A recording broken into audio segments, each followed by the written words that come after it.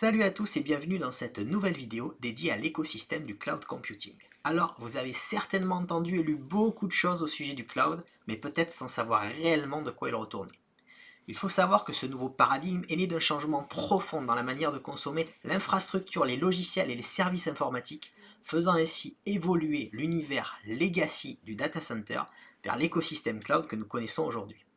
Au cours de cette vidéo, je vais essayer de vous présenter les grandes lignes ainsi que les principaux acteurs intervenants, produits et services de cet écosystème. J'essaierai également de vous y expliquer les principales interactions existantes entre les différents métiers de cet univers. Il faut savoir qu'à l'instar de notre écosystème naturel, l'écosystème cloud est complexe, de nombreux métiers s'y côtoient et interagissent les uns avec les autres. Ces métiers, produits et services sont principalement organisés sous forme de strates superposées les unes au-dessus des autres, ce qui n'est pas sans rappeler le modèle en couche du réseau Internet.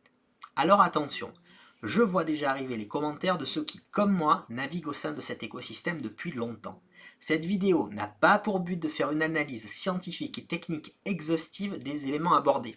Je vais prendre volontairement beaucoup de raccourcis dans plusieurs domaines, l'objectif étant la compréhension du principe par le plus grand nombre tout en conservant un format relativement court. Alors, inutile de me rappeler que la bande passante n'a rien à voir avec un tuyau d'arrosage et est un intervalle de fréquence dans lequel l'affaiblissement du signal est inférieur à une valeur spécifique, car c'est exactement le contraire de mon approche ici. Sur ce, nous allons commencer avec l'élément sans lequel tout cet écosystème ne pourrait pas exister. Il s'agit bien entendu des data centers.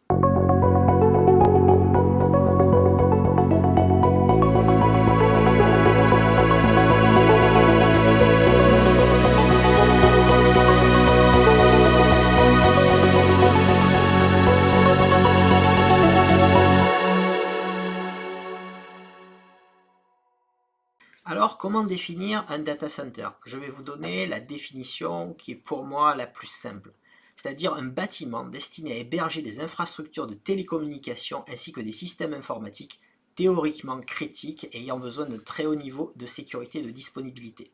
Alors dans la réalité, au fur et à mesure de la migration des services dans le cloud, le niveau d'exigence minimum n'a fait qu'augmenter au cours de ces dernières années.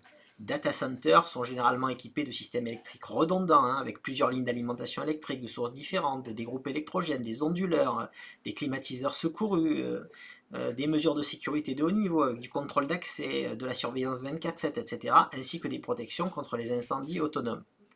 Alors, la construction d'un data center nécessite plusieurs millions d'euros d'investissement. Donc, c'est la mutualisation de cet espace en zones de différentes tailles, généralement salle blanche, suite, cage, baie, demi-baie, etc., qui va permettre d'offrir aux entreprises la possibilité de bénéficier de l'ensemble des moyens mis en œuvre à un coût abordable. Parce que toutes les sociétés qui ont besoin de data center n'ont pas les moyens de construire un data center, bien entendu.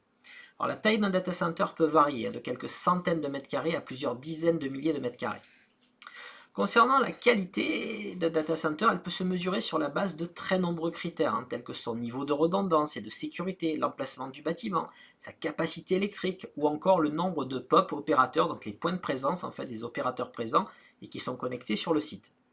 Alors l'Uptime Institute, qui est un peu la référence mondiale en termes de qualité de data center, a défini des niveaux qui sont dits tiers pour classifier les data centers. Il existe 4 principaux niveaux dans cette classification, qui sont les niveaux tiers 1, 2, 3 et 4. Cependant, certains data centers peuvent être d'un niveau intermédiaire, comme par exemple les data centers tiers 3+. Il faut savoir qu'il existe dans la pratique assez peu de data centers réellement certifiés par l'Uptime Institute. La plupart des data centers qui se revendiquent tiers 4 sont en effet seulement généralement certifiés de conception tiers 4, ce qui n'est pas exactement la même chose. C'est-à-dire qu'en fait, on a étudié que les plans et la documentation des data centers. Il faut dire que cette certification, si elle n'a pas changé, elle coûte extrêmement cher. Pour ceux que ça intéresse, une liste des data centers certifiés ainsi que du niveau correspondant est disponible sur le site de l'Uptime Institute, que vous pourrez consulter via un lien disponible que je vous mettrai dans la description de la vidéo.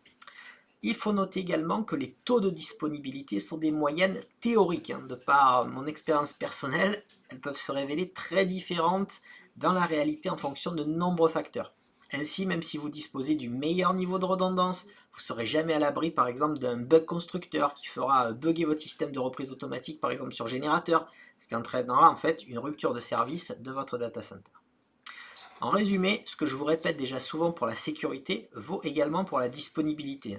Le 100% n'existe pas. Celui qui vous prétend le contraire sera au mieux un ignorant, au pire un escroc, et éventuellement les deux. Revenons donc à nos niveaux tiers de data center. Les data centers tier 1, c'est un peu en fait le data center low cost en fait. Il est équipé d'un seul circuit électrique pour l'énergie et pour la distribution du refroidissement. Il n'y a pas de composants redondants dans ce data center et donc le taux de disponibilité théorique est de 99,671% sur un an, donc un taux de panne annuel qui correspond à 28,8 heures à peu près. Tandis qu'un data center tier 2, qui est juste le niveau un petit peu au-dessus, est toujours équipé d'un seul circuit électrique pour l'énergie et pour la distribution du refroidissement, mais de composants redondants. Et il offre un taux de disponibilité que très légèrement supérieur. On est à 99,741%, ce qui correspond à un taux de panne annuel de 22 heures. Tout change quand on passe au data center tier 3. Là, on change de catégorie. Le data center tier 3 est équipé de plusieurs circuits électriques pour l'énergie et pour la distribution du refroidissement, avec un seul circuit actif à la fois. Donc c'est un mécanisme actif-passif. Les composants, quant à eux, sont redondants. Il offre un taux de disponibilité théorique de 99,982%, ce qui correspond à un taux de panne annuel d'environ 1,6 heures. Donc on a fait beaucoup mieux. Et enfin, le data center tier 4, c'est un peu la Rolls des data centers. Il est équipé de plusieurs circuits électriques pour l'énergie et pour la distribution du refroidissement, mais il est équipé de composants redondants actifs. Il supporte donc la tolérance de panne. Et il offre un taux de disponibilité théorique de 99,995%, ce qui représente un taux annuel de panne d'environ 2,4 minutes. On est sur des niveaux beaucoup plus courts. Donc si on doit résumer, les data centers tier 1 ont beaucoup de SPOF, en fait, de single point of fire, de points uniques de défaillance, et l'infrastructure doit être complètement arrêtée pour faire des entretiens préventifs ou des travaux de maintenance. On trouve de moins en moins de ces data centers. A contrario, les data centers tier 4, ils disposent d'un niveau de redondance sur l'intégralité des éléments, passifs comme actifs, ce qui permet de les maintenir en fonctionnement sans jamais avoir besoin de les arrêter pour un entretien, une maintenance ou le remplacement d'un élément. Alors il faut savoir que tous les data centers n'ont pas la même finalité. Ainsi vous pourrez trouver plusieurs exploitants de data centers complètement différents, allant du carrier hôtel neutre dans lequel vous pourrez directement prendre de l'espace et vous connecter auprès des opérateurs de votre choix qui sont présents sur le site, aux data centers des opérateurs eux-mêmes, tels que Colt ou Cogent, qui peuvent vous proposer uniquement leur propre service réseau associé à de l'espace. Après, vous pouvez aussi trouver des data centers qui ne sont pas destinés à héberger des infrastructures tierces, tels que les data centers des cloud providers par exemple, ou de certains hébergeurs, qui sont les seuls à accéder à leurs data centers et à les exploiter pour la production de leurs propres services. Et enfin, vous avez généralement de grosses sociétés qui ont des data centers pour leur propre production de services end-user, tels que Facebook par exemple, qui peut disposer de ses propres data centers. Cependant, la grande majorité des acteurs de l'écosystème cloud ne sont pas propriétaires de leur data center. Ils se contentent d'en louer une partie. Et pour cela, les data centers proposent une prestation de bas niveau convenant parfaitement à cet usage, qu'on appelle le housing ou la colocation. Alors dans l'écosystème cloud, le housing c'est un service de bas niveau. Dans la pratique, c'est ni plus ni moins que la revente d'une partie d'un espace réservé et aménagé au sein d'un data center en unités de plus petite dimension. Alors il y a quelques exceptions, il y a quelques data centers qui vendent vraiment de l'espace brut, en fait non aménagé, que le client peut après aménager comme il le souhaite. Mais de manière générale, ainsi par exemple une baie va pouvoir être divisée et revendue sous forme de demi-baie, de quart de baie, d'unité, etc. Alors l'utilisation principale du housing, c'est pour la mise en place d'une infrastructure, l'hébergement de serveurs dédiés, l'externalisation de systèmes d'information ou simplement la mise en place par exemple de plans de reprise ou de continuité d'activité. Les avantages pour les exploitants, pour ceux qui pratiquent cette activité, c'est que la cotation et l'identification du besoin sont extrêmement simples. On parle d'espace physique, de consommation électrique et souvent de transit IP, ce qui permet une commercialisation extrêmement rapide. C'est une activité qui est peu chronophage également en termes techniques, parce que ce sont les clients qui opèrent eux-mêmes leur infrastructure. Tout le reste est optionnel généralement et soumis à facturation complémentaire. L'inconvénient pour ces acteurs, c'est que la marge nette est très faible sur ces produits et qu'il est plus difficile d'être compétitif. À niveau de redondance égale, les différences se font généralement sur la densité électrique possible par baie, l'emplacement et la facilité d'accès du data center, ainsi que les opérateurs éventuellement présents. Cependant, pour ceux qui le proposent, la souscription de services complémentaires comme du firewall, du switch, du système de détection d'intrusion, du load balancer, etc. permet de remonter ces niveaux de marge. Cette activité peut être également dangereuse pour les exploitants intermédiaires parce que chaque souscription est généralement matérialisée par un engagement auprès du data center d'au moins souvent 1 an, sans possibilité d'arrêter en cas de défaillance du client. A noter que cette remarque vaut aussi sur les quantités importantes de transit IP, j'y reviendrai dans la partie réseau. Certains data centers proposent donc de la surface, c'est-à-dire des salles complètes qui vont vous être dédiées, ainsi que des cages ou des suites de plus petite taille, en général à partir de 20 mètres carrés. 20 mètres carrés, c'est à peu près 10 baies, on compte en moyenne 2 mètres carrés pour une baie. Alors, il peut y avoir des petites différences aussi. Vous avez des baies de différentes profondeurs. Il y en a qui sont plus ou moins profondes. Il y en a qui sont plus ou moins hautes. Il y a des baies qui peuvent faire 42 U, qui peuvent faire 48 U, qui peuvent faire 52 U. Donc après, les data centers se battent un peu sur ces éléments, quoi. Donc en deçà de la baie, enfin en tout cas en deçà de la suite, pardon, il faudra se résoudre à louer de la baie dédiée en zone non privative, c'est-à-dire une zone commune dans le data center où d'autres clients peuvent avoir des baies à côté des vôtres. Il faut savoir qu'il est possible de trouver des espaces privatifs en baie à partir d'un quart de baie, avec une petite porte séparée en fait pour un quart de baie, ce qui représente environ 10 unités en fonction de la taille de la baie, c'est-à-dire vous pouvez raquer 10 équipements, un U dedans. Les locations à l'unité, par contre, elles se font généralement dans une baie ou une zone qui est mutualisée. Donc, généralement, soit vous ne pourrez pas y accéder, en fait, vous confiez votre équipement à l'hébergeur qui, lui, le met dans sa zone de housing. Soit, en fait, vous pouvez y accéder, mais uniquement accompagné. Et en général, en fait, du coup, vous devez payer chaque fois que vous allez accéder à votre serveur parce que quelqu'un vous accompagne. Alors, qui dit service housing dit également service réseau. Parce que de l'espace connecté à rien, c'est rarement utile. Encore qu'il existe quelques cas spécifiques rares où seul un réseau local privé est mis en place en data center. Et donc, il n'y a pas d'opérateur Internet qui va être connecté. Ce sont des techniciens qui vont vous dire charger localement des informations qui vont par exemple devoir subir de gros traitements de type big data, etc. Mais ce n'est pas la majorité des cas. Donc, maintenant, comme je vous ai dit, il y a du data center généralement, il y a du réseau qui va avec, donc place au réseau.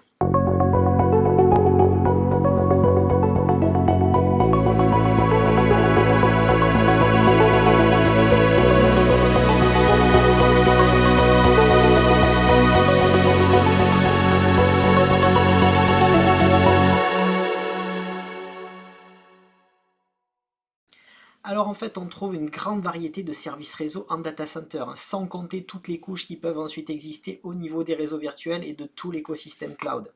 Donc, moi je vais vous en donner quelques-uns, parce qu'il serait sinon trop difficile et trop long de vous en faire une liste exhaustive, sans entrer dans des explications techniques peu digestes si vous n'êtes pas déjà familier du domaine. Ainsi, je ne vais pas aborder des services tels que la fourniture de longueur d'onde. Donc, commençons par quelques définitions de base que vous pourrez trouver associées à de nombreux services, allant du housing à l'infrastructure cloud, en passant par des services intermédiaires tels que les serveurs dédiés ou les VPS. Qu'est-ce que la bande passante? Alors, la bande passante, qui se mesure généralement en mégabits par seconde ou en gigabits par seconde, correspond en fait à la capacité maximale d'un réseau à transmettre des informations par le biais d'un média défini, ADSL, fibre optique, SDSL, liaison radio, laser, etc. Cette liaison, elle peut être de type symétrique, et elle offre dans ce cas le même débit en émission et en réception, ou asymétrique, comme dans le cas de l'ADSL, où les débits en émission et en réception sont alors différents. A noter que certains opérateurs proposent de la fibre avec des débits asymétriques. Plus la bande passante est importante, et plus il sera possible d'accueillir un nombre important de connexions. La bande passante d'un internaute ou d'un utilisateur de votre application en ligne, par exemple, reste quant à elle limitée par celle de sa connexion Internet, bien sûr. S'il a de la DSL, il ne pourra pas exploiter et consommer toute la capacité de votre fibre optique. La bande passante est l'un des paramètres importants, mais pas le seul, pour déterminer la vitesse d'affichage d'un site Internet ou d'une application. Ainsi, en fonction des qualités des routes des opérateurs utilisés, les temps de réponse peuvent être plus ou moins longs et entraîner également des conséquences sur les temps de réponse réels de vos applications. Pour faire simple, la bande passante, c'est un peu le diamètre de votre tuyau d'arrosage. Pour peu que vous ayez un débit et une pression suffisante, plus le diamètre sera important et plus il sera en capacité d'acheminer rapidement de grosses quantités d'eau. Mais alors, qu'est-ce que le transit IP? Le transit, en fait, il représente plutôt le débit d'informations qui circule effectivement entre l'infrastructure du client et le réseau Internet, nonobstant le réseau privé. La consommation mensuelle de transit IP, on la calcule généralement au 95 percentile. C'est une méthode de calcul qui est assez propre aux opérateurs, dans laquelle on écrète 5% de la consommation mensuelle, et une fois qu'on a réalisé cette opération, on retient la valeur la plus élevée.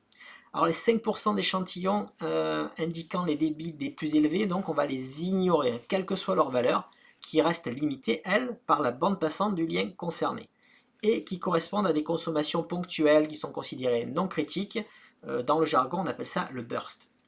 Alors, cependant, notamment aux USA par exemple, la mesure s'effectue parfois sur le trafic mensuel.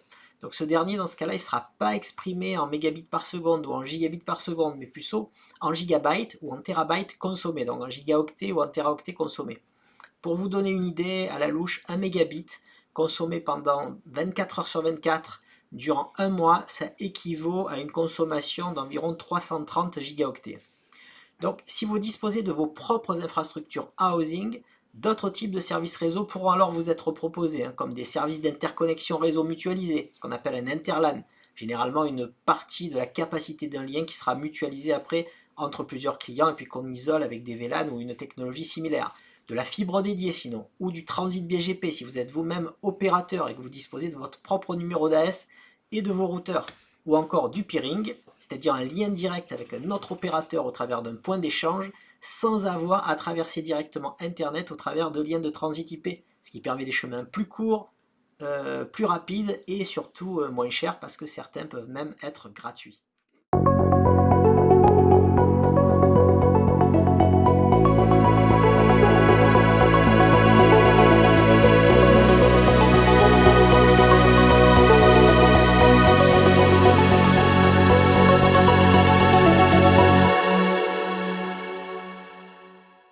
Place maintenant au modèle d'hébergement dit Legacy, mais qui continue de résister au nouveau paradigme et fait ses preuves depuis plusieurs dizaines d'années.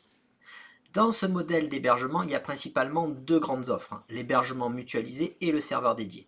Dans le cadre de l'hébergement mutualisé, qu'on appelle aussi souvent l'hébergement web, le principe est de proposer d'héberger des sites internet vitrines, des sites d'information, des blogs ou encore des sites e-commerce, mais en mode mutualisé.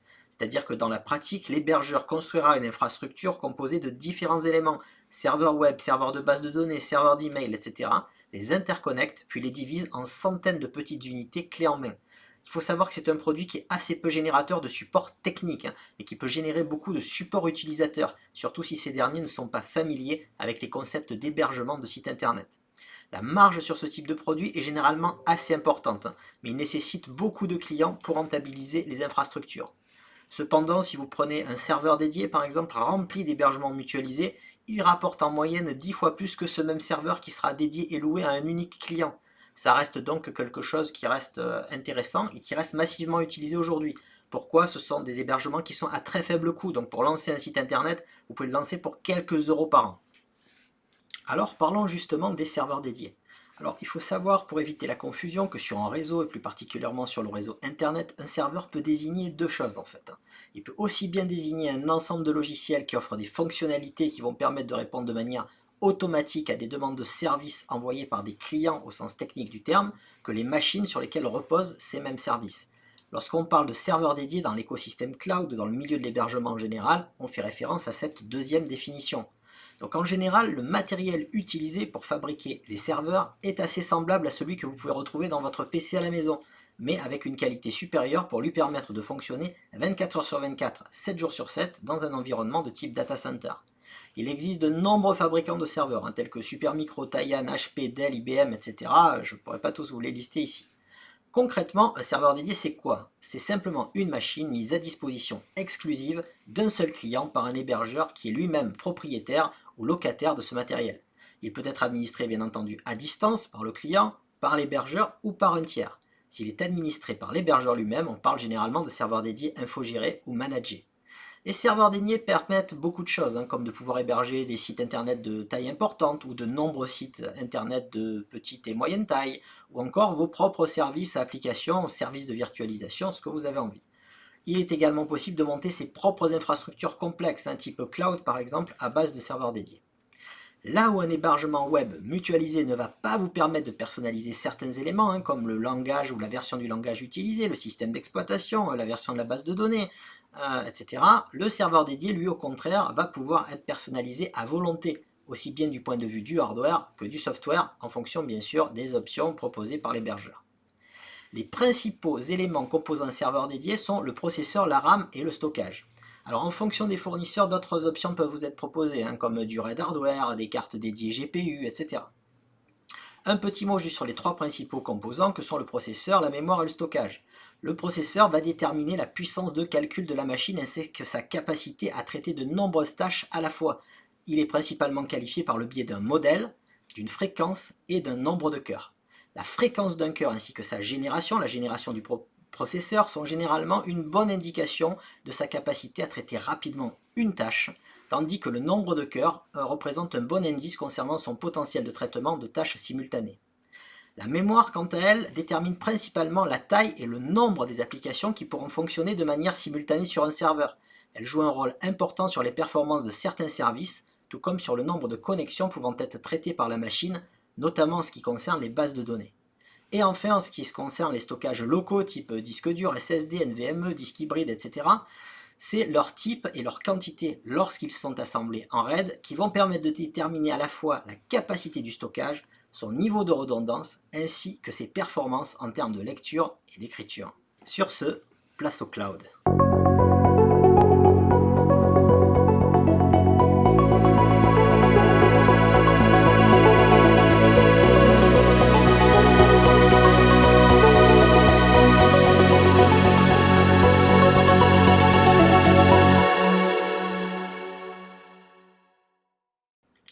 Alors, le cloud computing, c'est assez difficile à aborder quand vous trouverez autant de définitions que d'acteurs de cet écosystème pour vous en parler.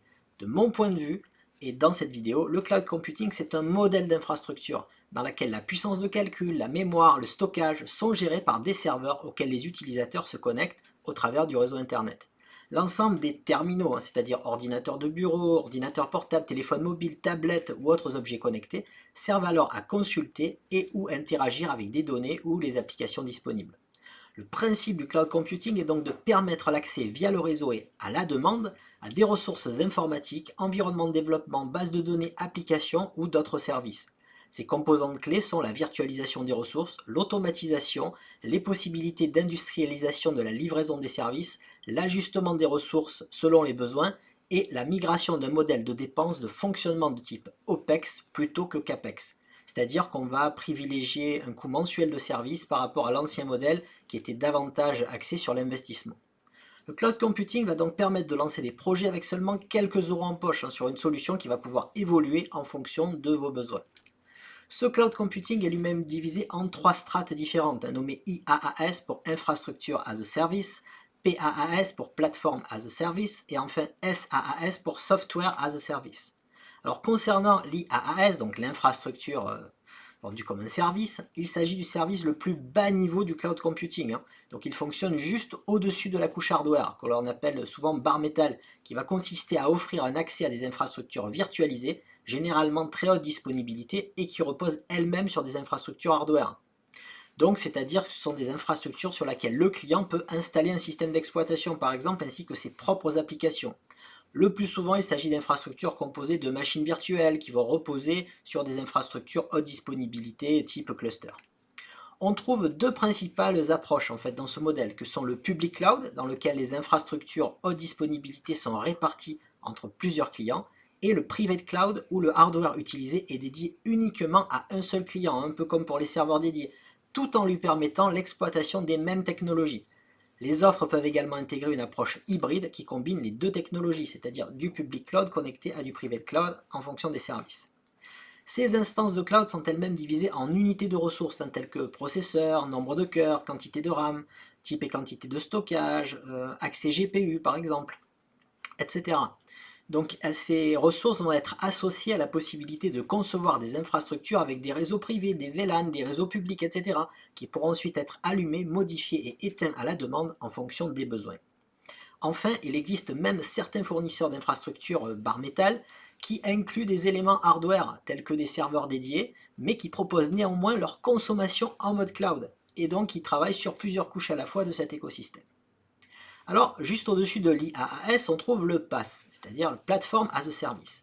Ici, le système d'exploitation et les outils d'infrastructure sont sous la responsabilité du fournisseur.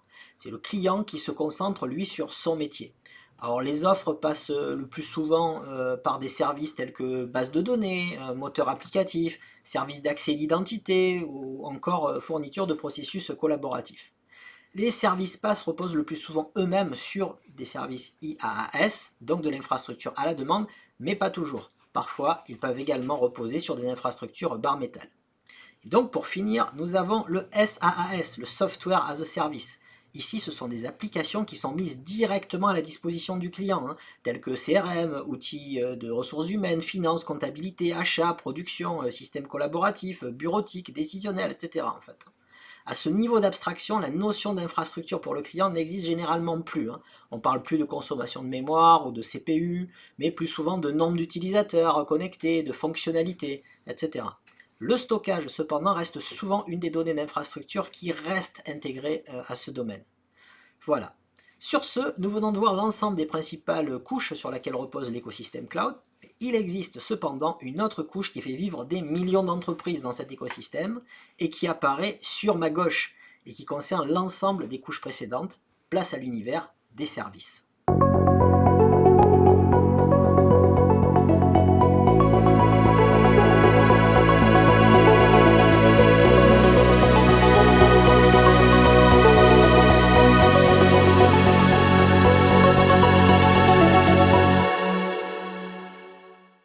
Alors les services au sein de l'écosystème cloud, il en existe pour chaque couche, par centaines, voire par milliers. Donc je ne vais pas tous les traiter ici, mais je vais vous en donner juste quelques-unes à titre d'exemple. Prenons la couche data center, la couche basse.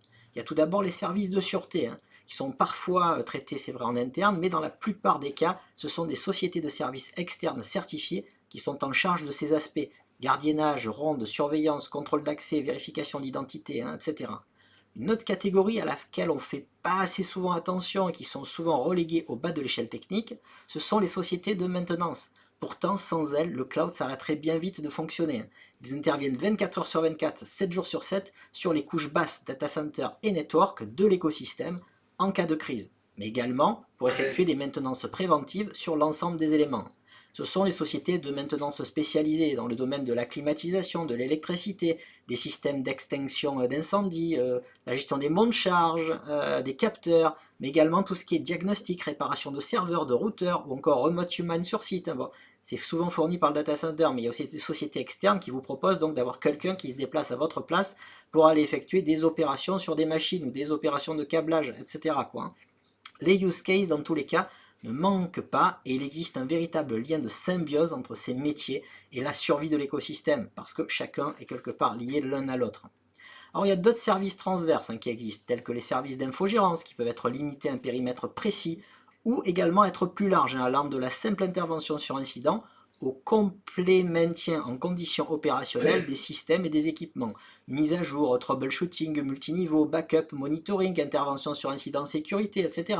qui peuvent aller de la gestion du hardware jusqu'au temps de réponse des applications, voire du débugage d'applications.